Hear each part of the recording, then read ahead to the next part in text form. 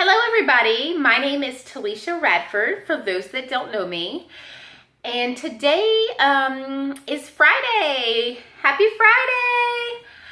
I want to talk about how I plan out my week and my meals.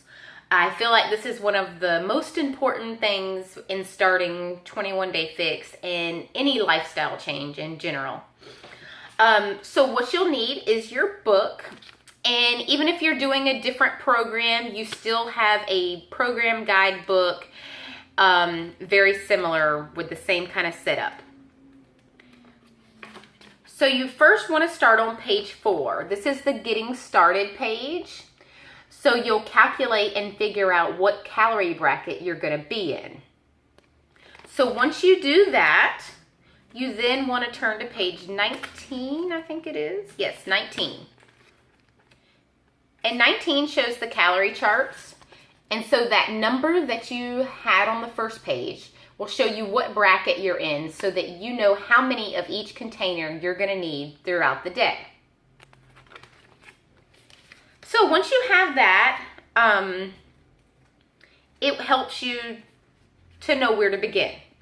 So what I like to use is I use a sheet like this, and I've added these in the files tab in our accountability group for each calorie bracket. So what I like about this is it has every day of the week, and then at the top, I can't tell if you can see very good, but it's got how many of each container. So I like this because I'll write in what I ate, and then after that I cross it off so I know how many containers I have left throughout the day. And I've also kind of utilized the bottom space here and made my own little block for workouts so that I list what workout I do on what day. And I also started a new thing, especially depending on what program. Some of the programs that I've done run 60 days, or longer programs. So I also at the very top write, day 1, 2, 3. So that also helps me stay on track with what day I'm on of what program. So that's basically how I start that out. So when I meal prep, I like to first plan based on what I have in my refrigerator. So, everybody, after you go grocery shopping, you're usually left with certain things that you didn't cook or use.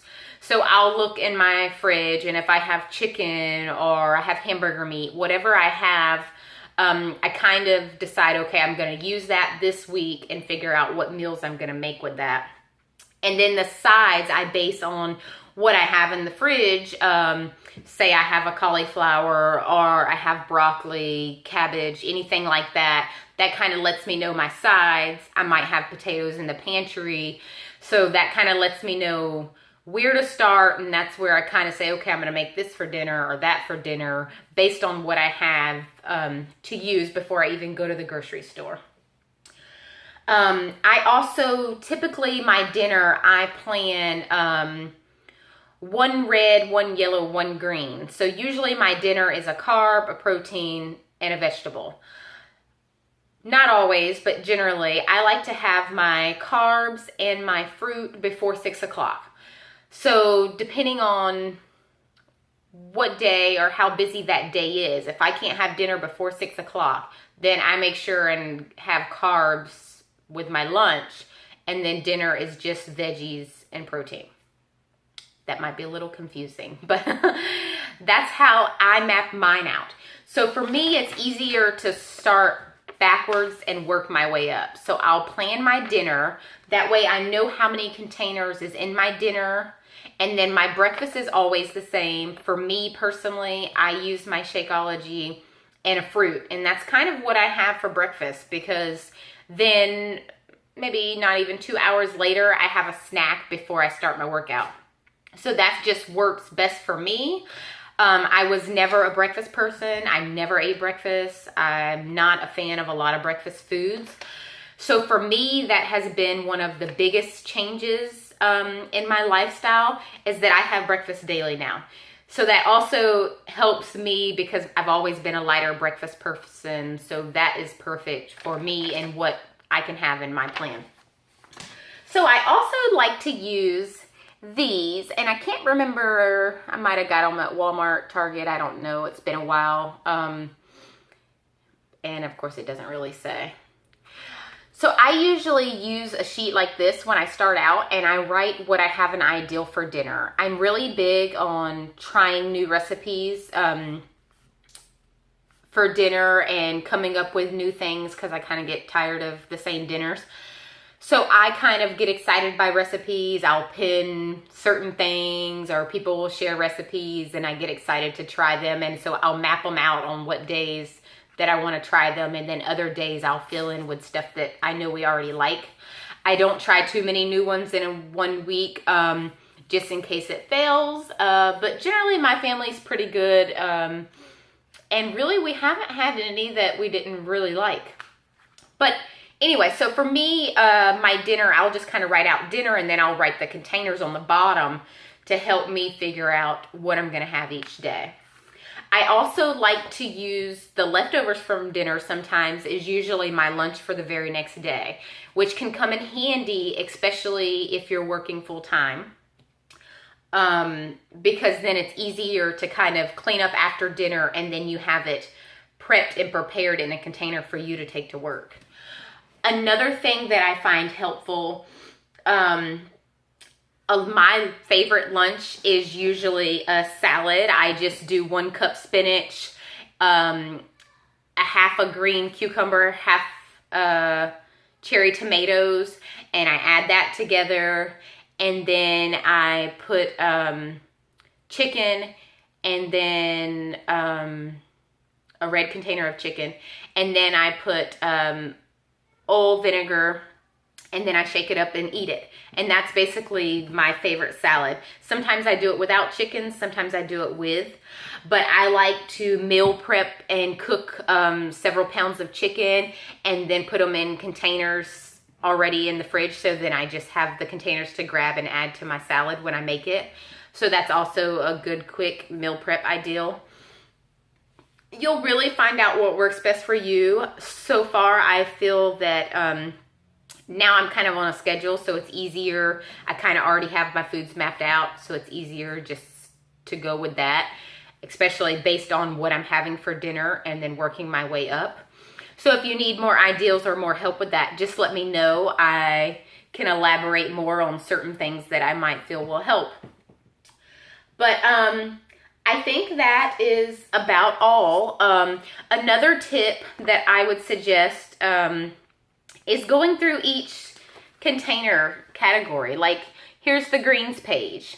The higher it is up, the better it is for you. I mean, it's all approved, but these foods are healthier foods. They're better, more nutritious foods.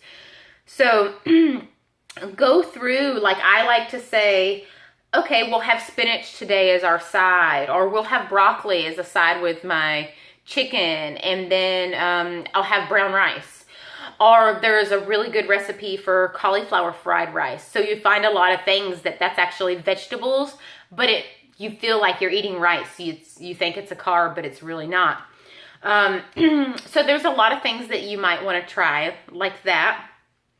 And then, exactly, just like with fruit, you go and figure out what fruits you already have. You might already have strawberries and watermelon in the fridge. So depending on how much you have, you might have enough to container out your 2 servings or how many ever servings that you have throughout the week. Or you might only need, a bag of apples to finish out your fruits or whatever.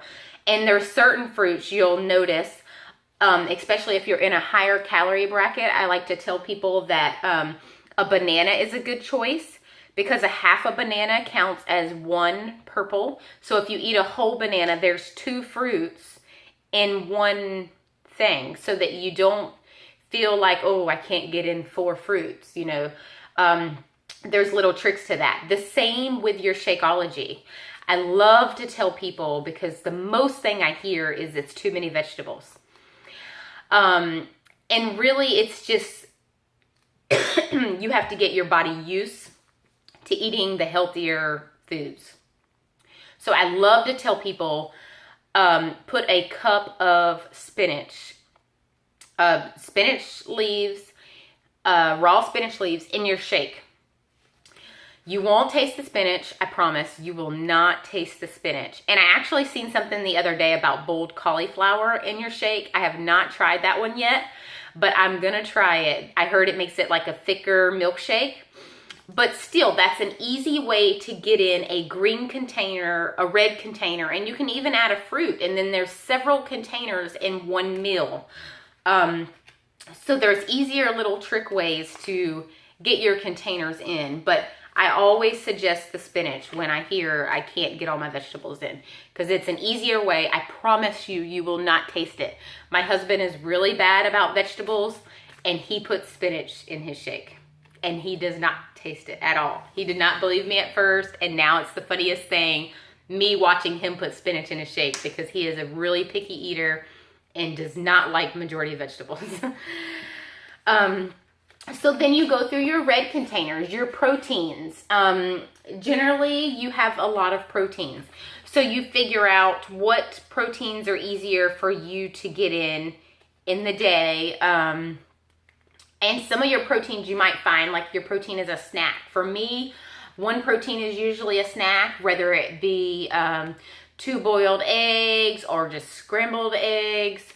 Cottage cheese, whatever you might find. Greek yogurt, a good snack option as a protein too. You could do like the Greek yogurt with fruit. That would be 2 containers in one snack. So then you have your yellow container. This one is one that people feel like they don't get enough of. So you have to be very cautious with your yellow container. It's very important to map that one out so that you do not overuse it. Then your blue container. And your blue container is a good snack choice. My blue container, if I'm doing tacos or something for dinner, then I usually use cheese. So my blue container gets used on that dinner night. But generally, my blue container is almonds, some kind of nuts, and that's just like a side snack for my personal choice. But you could also use avocado as a snack. There's many different snack options that you could use here if your dinner doesn't call for the cheese. But I also have to remind myself about the cheese when I'm cooking dinner, because sometimes you'll forget to add the cheese, or you'll already have your nuts as a snack and then your dinner has cheese in it. So that's why it's really important to map that out. And then your orange container. This container I used to leave out. I used to be really bad when I first started, and I looked at it and was like, there's nothing really that I use in this container. So I do not suggest doing that. I make this a snack. Usually I use the sunflower seeds as like my late night snack. So that's my way of getting in my orange container. It's kind of like my snack after dinner. It's not that heavy, great with water, just to get it in. But a lot of people tell me they don't like things on here. So a good idea is for your salads to use the recipes for the 21 Day Fix dressings in here. Or the ground flaxseed is really good to add to your shake. And that's an easy way to get this container in as well. You don't want to skip containers. You want to make sure that you get all of your containers in. So then you have your teaspoons, lastly. And your teaspoons is usually your cooking oils, what you're cooking with, or your nut butters. So depending on what you cooked, if you didn't really use any olive oil in your dressings or coconut oil to cook, I usually just eat a teaspoon of nut butter on a spoon. Some people find that weird, but for me, it's just a quick, easy snack when I'm hungry and I'm getting in my teaspoons. I don't know why I feel like I'm losing my breath. So you'll also find your treat swaps. If it's also something that you want to swap your yellow containers for. I don't really do that personally. And then recipes. There's lots of really good recipes in the back of your books. So I suggest reading through those recipes. Those could even be some of your dinner options, snack options. And then the seasoning mixes. I mix up all of these seasonings. This is what I use to cook. The Southwestern seasoning is my taco seasoning, as well as my chili seasoning when I make chili. The all-purpose seasoning is what I usually season anything that I feel needs to be seasoned. And then I really don't use any other seasonings because I kind of feel like it's the best. And if I need to add like a dash of Himalayan salt or sea salt, or if I need to add a little bit of pepper, I do so for flavor. But really, I don't use more than the seasoning on here. I think the further along you get in the program, the more flavor that you actually feel in your foods, and you actually enjoy it without all of that seasoning and stuff on it.